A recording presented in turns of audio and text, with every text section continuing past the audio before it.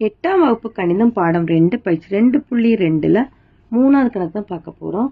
படத்தில் கொடுக்கப்பட்டுள்ளவாறு 2 இணைகரங்களை ஒன்றாக இணைத்து உருவாக்கப்பட்ட கூட்டு வடிவத்தின் பரப்பளவை காண்க அப்படின்னு கேட்டிருக்காங்க. சரியா?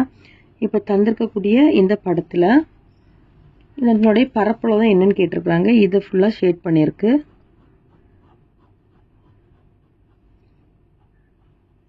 இந்த இணைகரத்தை நம்ம செவ்வக வடிவமாத்து மாத்திட்டோம் அப்படின்னா அதன் அகலமும் உயரமும் எப்படி இருக்குன்னு பாருங்க. இதுதான் என்னன்னா அகலம், இது உயரம். சரியா?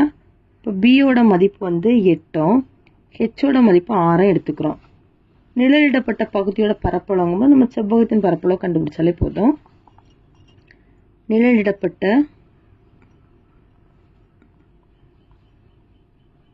பகுதியின் பரப்பு இஸ் ஈக்குவல் டு செவ்வகத்தின் பரப்பளவு.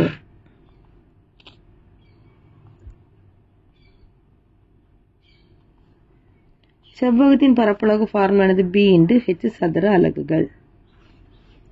8 × 6 8 6 48 சதுர சென்டிமீட்டர். அவ்வளவுதான் இந்த கணக்கு. தேங்க்யூ.